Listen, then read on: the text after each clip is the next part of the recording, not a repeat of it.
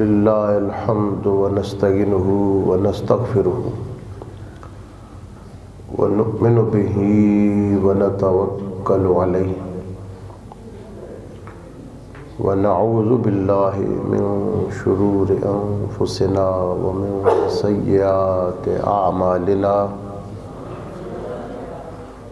من يهده الله فلا مضل له ومن يضلله فلا هادي له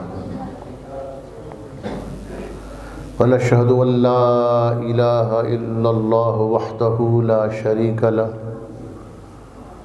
ونشهد أن سيدنا محمدا عبده ورسوله أما بعد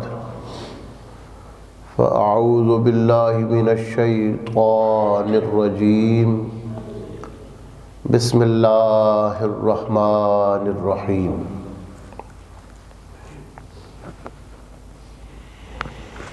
إنما يريد الله ليذهب عنكم الرجس أهل البيت ويطهركم تطهيرا صدق الله مولانا العظيم رب اشرح لي صدري ويسر لي أمري واحلل عقدة من لساني يفقهوا قولي إن الله وملائكته يصلون على النبي يا أيها الذين آمنوا صلوا عليه وسلموا تسليما اللهم صل على سيدنا محمد معدن الجود والكرم وعلى آله وبارك وسلم اللهم صل على سيدنا محمد وآله وعترته بعدد كل معلوم لك اللهم صل على سيدنا محمد وعلى آل محمد وبارك وسلم حاضرین اکرام، کسی محفل میں حاضری کی وجہ سے آج درس میں تاخیر ہو گئی ہے اور خلاف توقع تاخیر سے پہنچنے کے سبب کتب تفسیر کو دیکھنے اور نکالنے کے لیے وقت نہ مل سکا، اس لیے آج سورہ نساء کی جو بقیہ آیات ہے اس درس کو اللہ تعالیٰ کو منظور ہوا تو آئندہ ہفتہ کو پیش کرنے کی سعادت حاصل کی جائے گی۔ اس وقت چونکہ آپ تشریف لا چکے ہیں اور مختصر سا ایک بیان سعادت حاصل کر رہا ہوں۔ آج شعبان المعظم کی 5ویں رات ہے اور 3 شعبان یا 5 شعبان سید الشہداء امام علی مقام سیدنا امام حسین علی جدی علیہ السلام کی یوم ولادت ہے۔ مشہور پوری دنیا میں 3 شعبان ہے اور زیادہ مستند روایات 5 شعبان کی ہیں، یعنی یہ جو دن ہے شعبان کا پہلا ہفتہ، اس میں دنیا بھر میں اہل ایمان امام پاک کا ذکر کرتے ہیں، اور آپ دیکھ رہے ہیں کہ یہ گزشتہ 10-12 سالوں سے ائمہ اہل بیت پاک کے جتنے ایام ہیں ان میں خصوصی طور پر اہل بیت کا ذکر ہوتا ہے۔ بعض لوگوں کے ذہنوں میں یہ سوال پیدا ہوتا ہے اور ہونا بھی چاہیے کہ یہ کیا ہوا چل پڑی ہے کہ ہر محفل میں اہل بیت کا ذکر ہے، مولا کائنات کا ذکر ہے۔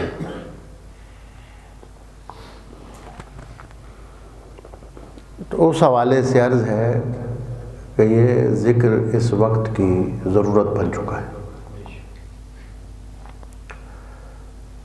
تقریب فہم کے لیے یہ ایک اصطلاح ہے، تقریب فہم۔ ایک مثال عرض کرتا ہوں، بات سمجھنے میں آسانی ہو جاتی ہے۔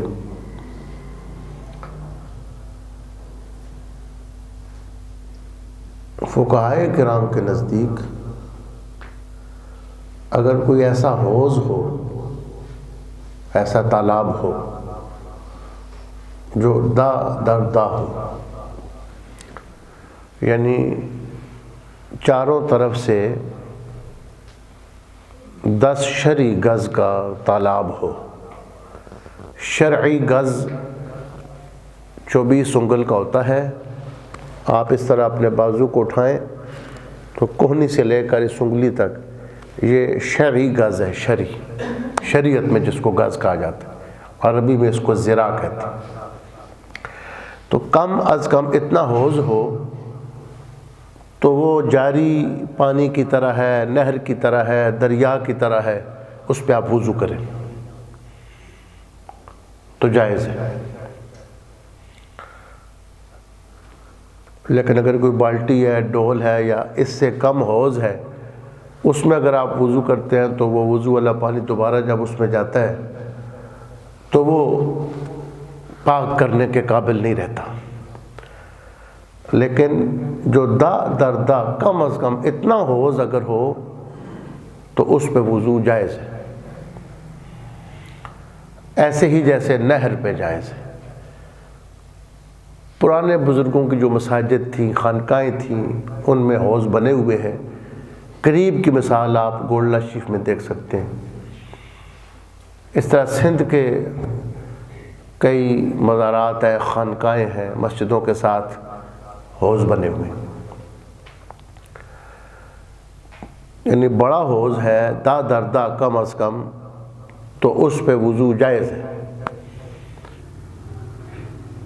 اب ایک اور صورت ہے کہ ایک طرف حوض ہے اور ساتھ نلکے لگے ہوئے ہیں، نہر جاری ہے، دریا بہہ رہا ہے، تو پھر بہتر کیا ہے، کس پہ وضو کیا جائے؟ تو فقہاء نے لکھا ہے کہ پھر حوض کو چھوڑ کر جاری پانی پہ وضو کیا جائے، نہر پہ وضو کیا جائے، اس نلکے پہ وضو کیا جائے۔ لیکن ساتھ ہی ایک مسئلہ یہ لکھا ہوا ہے، یہ بڑا اہم مسئلہ ہے۔ امت میں ایک فرقہ ایسا ہے جس نے فقہاء کے ساتھ اختلاف کیا اور کہا کہ حوض پہ وضو جائز نہیں ہے۔ معتزلہ، ایک گمراہ فرقہ، یہ 2 صدی میں پیدا ہوا،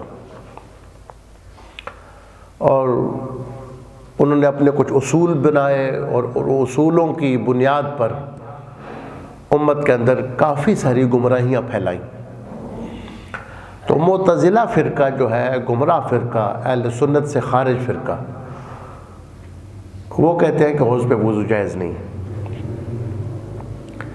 تو اب علماء نے یہ مسئلہ بیان کیا کہ ویسے تو حوض کو چھوڑ کر جاری پانی پہ وضو کرنا چاہیے، بہتے پانی پہ وضو کرنا چاہیے، لیکن اگر سامنے معتزلی دیکھ رہا ہو تو پھر حوض پہ وضو کیا جائے تاکہ اس کے رد ہو جائے، وہ جو غلط مسئلہ بیان کرتے ہیں اس کا رد ہو جائے، اور جو اہل سنت کا جو مسئلہ ہے، جو نظریہ ہے، اس کو اشکار کیا جائے۔ اسی طرح آپ دیکھیں، زمین پہ اکڑ کے چلنا یہ پسند نہیں کیا گیا، منع کیا گیا، لیکن طواف کے دوران 3 چکروں میں آپ سینہ نکالتے ہیں اور اس طرح اکڑ کے چلتے ہیں، اور یہ حضور صلی اللہ تعالی علیہ وسلم نے حکم دیا اور خود بھی ایسے فرمایا کہ جب مدینہ شریف سے آپ آئے تو کفار یہ سمجھ رہے تھے کہ مدینہ شریف کی جو سرزمین تھی وہاں لوگ بیمار ہو جاتے تھے، یہ کمزور ہو گئے ہوں گے، اب وہ قریش کے لوگوں کی وہ طاقت اور وہ زور قائم نہیں رہا ہوگا، تو آپ نے فرمایا کہ طواف کے پہلے 3 چکروں میں اکڑ کے چلو تاکہ تمہارے مخالفین کا رد ہو جائے۔ تو ایک چیز پہلے ضروری نہیں تھی، اس کو ضروری کر دیا گیا۔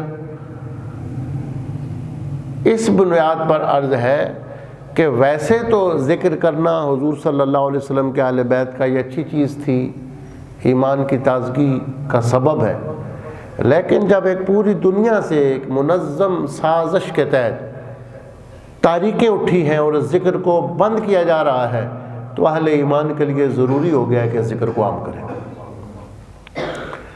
تو اس لیے کوئی بھی جو دن آتا ہے اس میں یہ ذکر خیر ہوتا ہے۔ صحابہ اکرام کے جو ایام ہوتے ہیں، آپ دیکھتے ہیں جمعۃ المبارک پہ سیدنا ابو بکر صدیق، سیدنا عمر فاروق، سیدنا عثمان ذو النورین، امہات المومنین، جن کے ایام آتے ہیں تو ہم ان کا ذکر خیر کرتے ہیں، اس ذکر خیر سے اپنے ایمان کو تازہ کرتے ہیں، اپنے ایمان کو تقویت دیتے ہیں۔ غزوہ بدر ہو تو بدر کے مجاہدین کی شان بیان ہوتی ہے، احد کے ایام آئیں تو شہدائے احد کا تذکرہ ہوتا ہے، خیبر کا تذکرہ ہوتا ہے۔ تو امام عالی مقام کی ولادت کے دن کی ایام کی مناسبت سے ہم آپ کے ذکر خیر سے اپنے قلوب کو اور اپنے اذہان کو منور اور معطر کر رہے ہیں۔ امام علی مقام امام حسین علی جدہ و آبائہ و علیہ السلام، آپ کو یہ اعزاز حاصل ہے کہ آپ چادر تطہیر کے نیچے آئے۔ صحیح مسلم کے اندر یہ حدیث موجود ہے، سیاستہ کے اندر، مختلف کتب کے اندر صحیح احادیث موجود ہے کہ نبی پاک علیہ الصلوۃ والسلام نے ایک چادر کے اندر حضرت مولا کائنات سیدنا علی بن ابی طالب، خاتون جنت کو اور حسنین کریمین کو لیا، اور جو چادر کے نیچے آئے ان کو کہتے ہیں اہل کسا، آل ابا، جو چادر کے نیچے آئے۔ نبی پاک علیہ الصلوۃ والسلام نے اپنی چادر کے اندر ان کو لیا۔ حدیث میں آتا ہے کہ آئے تطہیر پہلے اتری اور بعد میں ان کو چادر کے اندر لیا، اور آیت تطہیر کے اترنے کے بعد ان کو چادر میں لے کر جب آپ نے دعا فرمائی تو دوبارہ آیت تطہیر نازل ہوئی، یعنی 2 مرتبہ اس کا شان نزول ہے۔ آیت تطہیر سورہ احزاب میں ہے، انما یرید اللہ لیذھب عنکم الرجس اہل البیت ویطہرکم تطہیرا۔ اللہ کا یہ ارادہ ہے، اور صرف اللہ کا ارادہ ہے کہ اے اہل البیت، تم سے ہر رجس کو اللہ تعالیٰ دور فرما دے، دور رکھے۔ سورہ بقرہ میں ہے، سیدنا ابراہیم علیہ السلام اور سیدنا اسماعیل علیہ السلام کو اللہ نے فرمایا، جب خانہ کعبہ کی تعمیر ہوئی، فرمایا ان طہر بیتی للطائفین،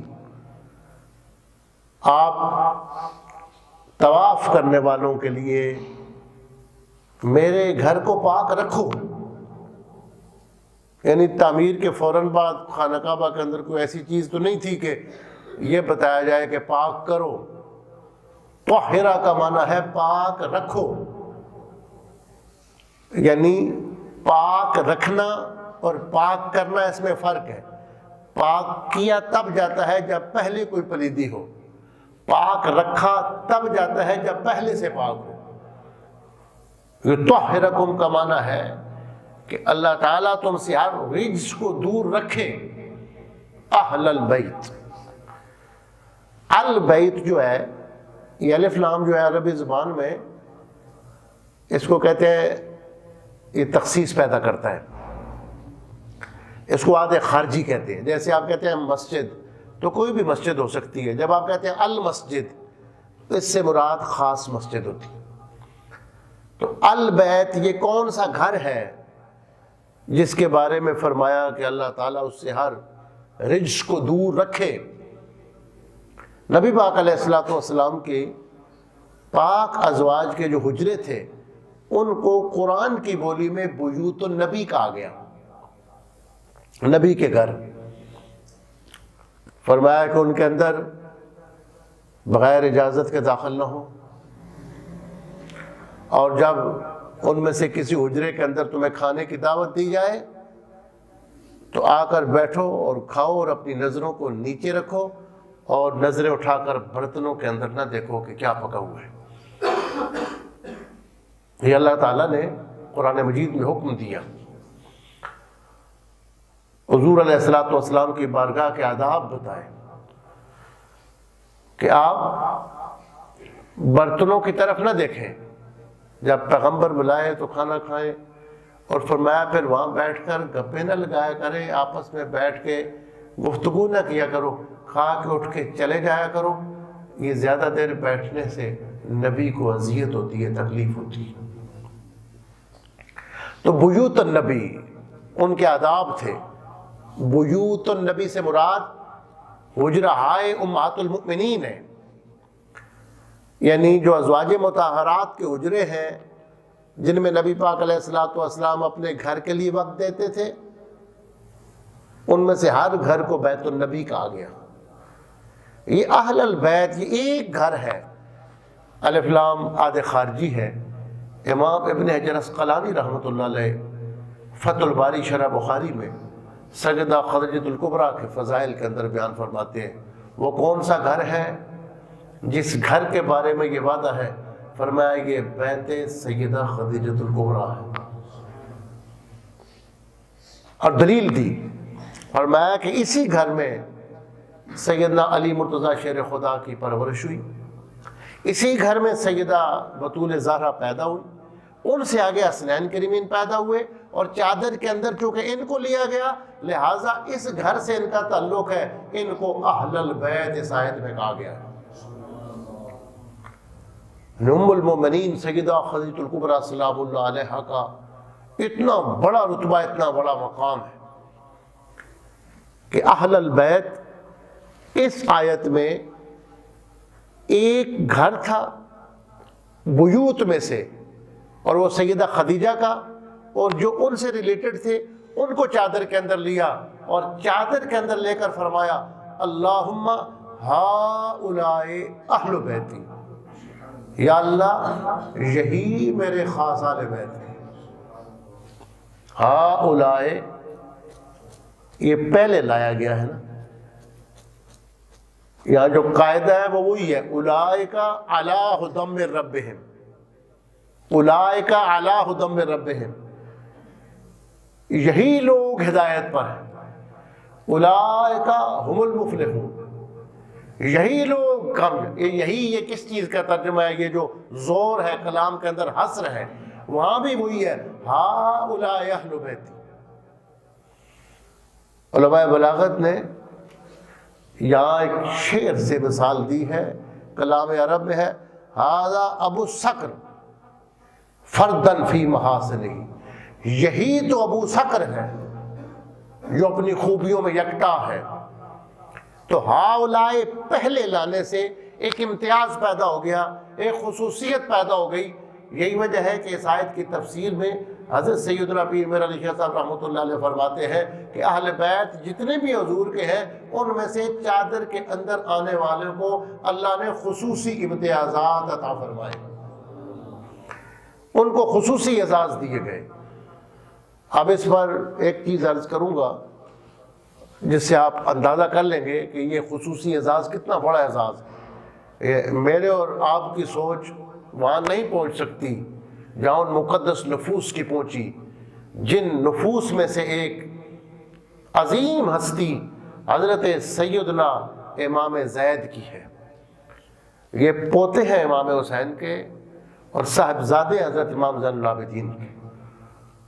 اور امام زید کے بارے میں تہذیب الکمال ہماری مشہور یہ 11 جلدوں کی کتاب ہے، جب ہم حدیث کے راویوں کو پڑھتے ہیں ان کے حالات کو پڑھنے کے لیے ان کتابوں کو دیکھنا پڑتا ہے۔ تہذیب الکمال میں امام جعفر صادق علیہ السلام کے جملے ہیں۔ امام جعفر صادق علیہ السلام نے فرمایا کہ ہمارے چچا جو زید ہیں یہ سارے خاندان رسول میں قرآن کے سب سے بڑے عالم ہیں، اور رسول اللہ صلی اللہ علیہ وآلہ وسلم کی سنت کو سب سے زیادہ جاننے والے۔ آپ اندازہ کریں کہ امام جعفر صادق جس کے بارے میں فرمائیں کہ ہم جتنے خاندان نبوت کے بندے موجود ہیں ہم میں سے سب سے زیادہ اللہ کی کتاب کو جاننے والا زید ابن زین العابدین ہے،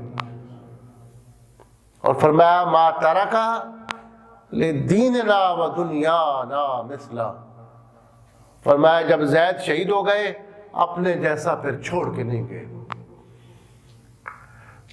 اور اتنا قرآن مجید سے امام زید کا تعلق تھا کہ آپ کو حلیف القرآن کہا جاتا تھا، اور جب آپ کو شہید کر دیا گیا اور لاش کو لٹکا دیا گیا اور 48-50 مہینوں کے بعد لاش گرا کر جلا دی گئی، پھر آپ کی جو راکھ دفن کی گئی اس کی جو قبر بنی اس سے بھی قرآن کی تلاوت کی آواز آتی۔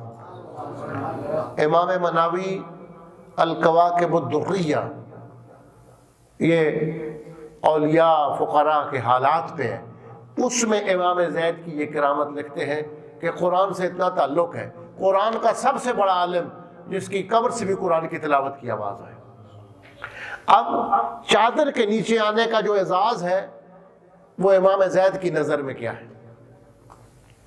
اب ذرا سنیے، حضرت حضرت سیدنا جعفر طیار یہ مولا علی شیر خدا کے بڑے بھائی اور 10 سال بڑے تھے، شہید بھی ہوئے، اور ان کی شہادت پہ رسول کریم نے فرمایا کہ جعفر کے بازو کٹ گئے، وہ جنت میں ہے، اللہ نے اسے پر دے دیے ہیں بازوؤں کی جگہ، وہ فرشتوں کے ساتھ جنت میں ماہوے پرواز ہے۔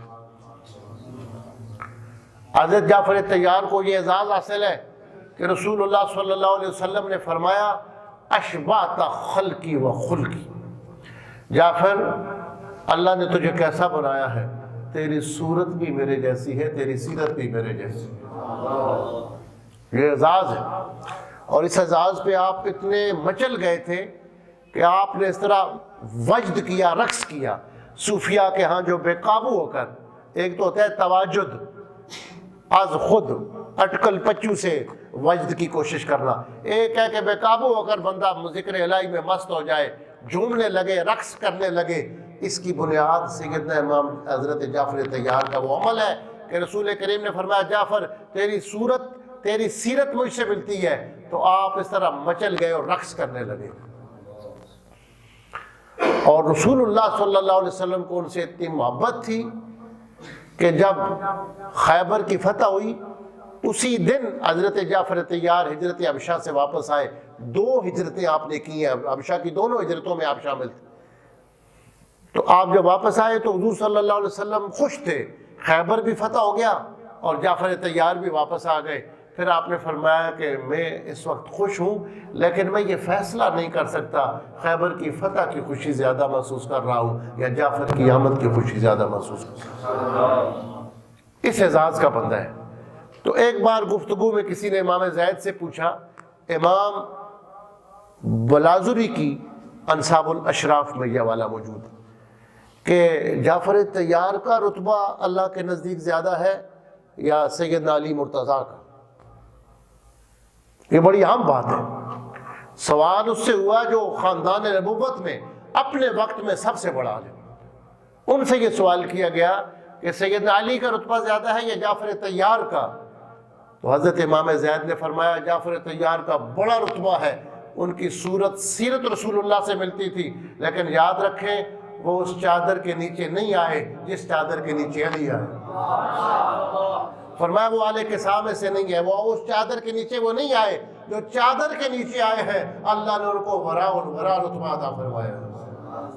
اس سے آپ اندازہ کر سکتے ہیں کہ یہ کتنا بڑا اعزاز ہے اس چادر کے نیچے آنا، کہ جب ام المومنین سیدہ ام سلمہ سلام اللہ علیہا ہماری ماں ہے، رسول اللہ ان کے گھر تھے، اور ام المومنین نے فرمایا کہ میں نے چادر کے نیچے آنے کی کوشش کی تو حضور پاک علیہ السلام نے چادر کھینچی اور فرمایا انک مکانک علی خیر، آپ اپنی جگہ پہ ٹھیک ہو، یہ جو اعزاز ہے اللہ نے ان کو عطا فرمایا۔ تو ام المؤمنین سیدہ ام سلمہ کو اس چادر مبارک میں آنے کی اجازت نہیں دی۔ حضور یہ جانتے تھے کہ یہ جو خصوصی اعزاز ہے چادر کے نیچے آنے والا، اللہ تعالیٰ نے ان ہستیوں کو نصیب فرمایا۔ انما یرید اللہ، نبی پاک علیہ السلام کی ساری نسبتیں ساری ہی بہت اونچی ہیں، بہت قابل احترام ہیں، لیکن جن کو چادر تطہیر کے نیچے آنے کا اعزاز حاصل ہے اللہ تعالیٰ نے ان کو خصوصی امتیازات عطا فرمائے۔ پوچھتے ہو حق سے کیا رشتہ ابو طالب کا ہے؟ حق علی ہے اور علی بیٹا ابو طالب کا ہے۔ فرمایا کہ ایک بھتیجا، ایک بیٹا، ایک بہو، دو نور عین، چادر تطہیر میں کنبہ ابو طالب کا ہے۔ ایک بیٹا، ایک بھتیجا، ایک بہو، دو نور عین، چادر تطہیر میں کنبہ ابو طالب کا ہے۔ تو انما یرید اللہ تعالیٰ نے یہ خصوصی امتیازات اور اعزازات اس گھرانے کو عطا فرمائے۔